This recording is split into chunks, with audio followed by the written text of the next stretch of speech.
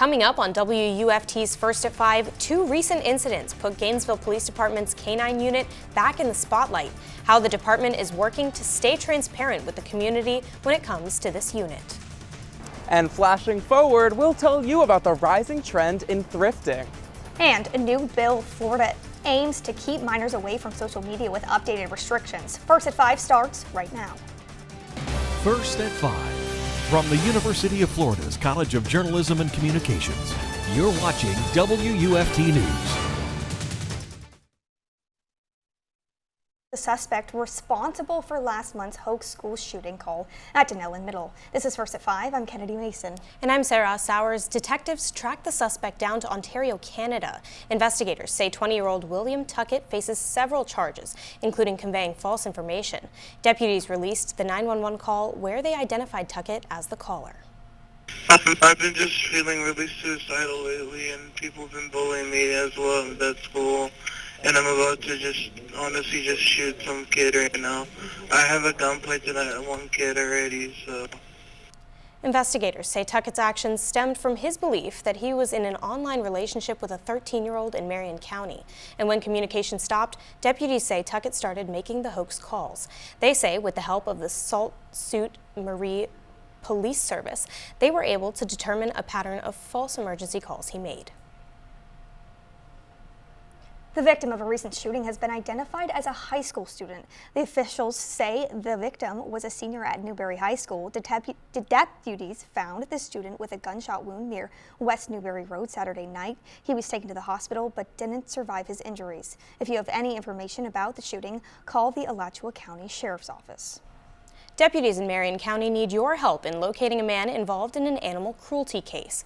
Matthew Wayne Keel is wanted by the Marion County Sheriff's Office for counts including aggravated animal cruelty. Investigators say his arrest warrant comes after officials found 53 dogs living in poor conditions, with many already dead.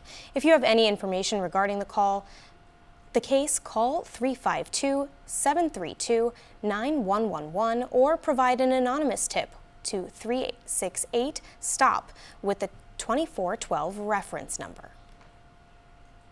A Marion County woman has been sentenced to life in prison this morning on second-degree murder charges. Jennifer Hill was arrested in November of 2020 after fatally shooting 39-year-old Michael Hofaker.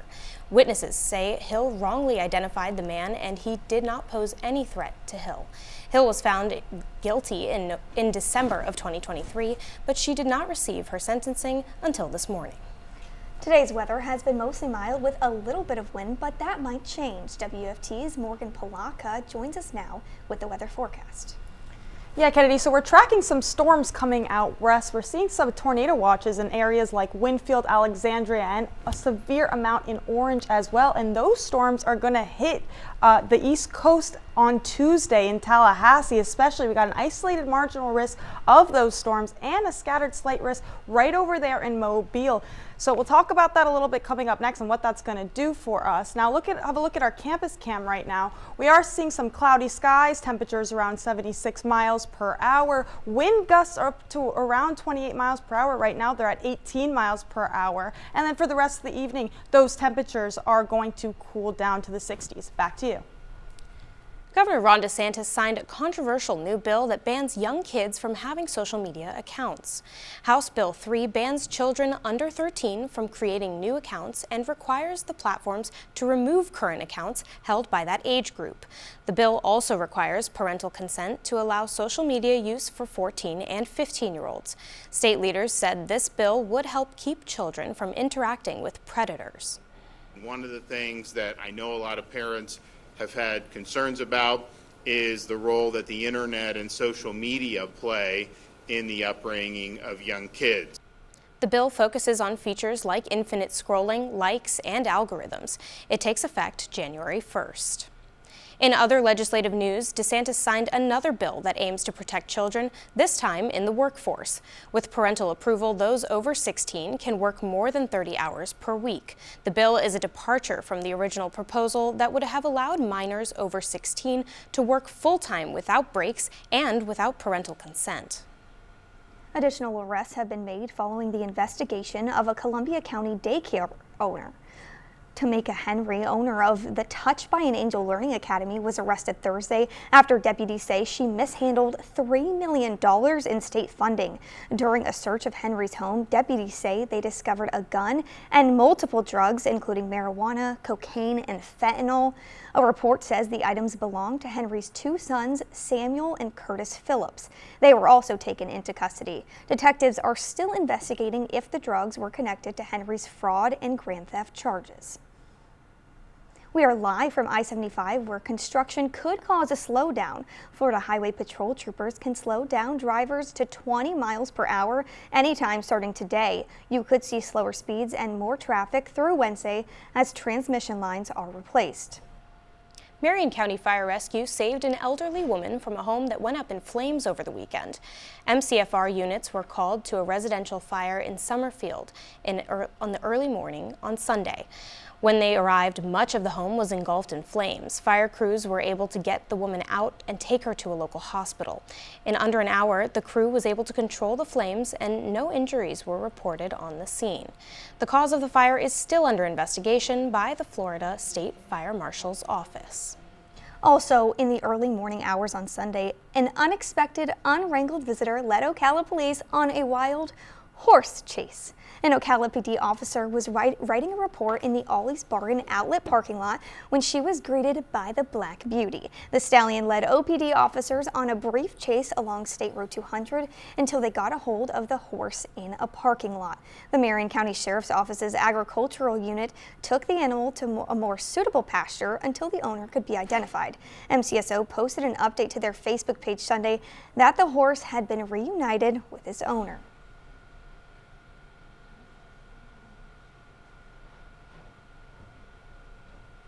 For months, we've shared information with you surrounding Gainesville Police Department's reactivation of the K-9 unit, past incidents called aggression into question. That coverage continues today as two new instances reveal how the K-9 program has been misused and helpful all at the same time.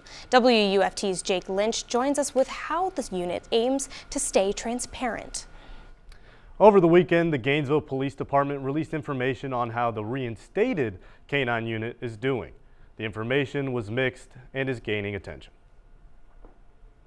In a release, Gainesville Police Department details two incidents involving its K-9 unit. One of which, the K-9 unit caught a man with multiple felony warrants. The next involved a K-9 attack of a houseless woman that police mistook as a suspect in a domestic abuse case. GPD reports the officer pulled the dog off. The release stated the woman was left with punctures to her left thumb and calf. The incidents happened 2 months after the reinstatement of the GPD K-9 unit. In March 2023, the city disbanded the K-9 unit amid backlash surrounding the Terrell Bradley case. Bradley was mauled by a member of the K-9 unit after being arrested in July 2022. The mauling resulted in the loss of his eye and portions of his hand. When the unit was reinstated in January, Gainesville City Manager Cynthia Curry said, "This strategic move has achieved the intended results. It gave GPD the opportunity to evolve procedures so our skilled and dedicated police officers can continue to have all the tools they need to protect our neighbors."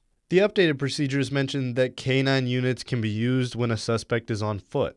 Once police find a suspect, police are allowed to use the K-9 in the arrest.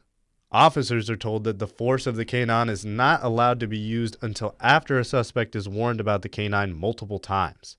The incidents that happened recently are currently under investigation. The handler of the K-9s is subject to dismissal if further review reveals abuse of the K-9, inadequate control of the K-9, or poor judgment while using the K-9. I talked to the public information officer from GPD and he told me the department is looking to release the body cam footage as soon as possible.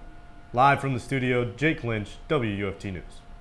Coming up on WUFT News' First at 5, public schools are set to implement new textbooks into their curriculums, but not before your input. We'll tell you where and when you can review the material shortly. Plus, the demand for thrifting is on the rise, and so are its prices. We have more details from local stores and their reactions when First at 5 returns.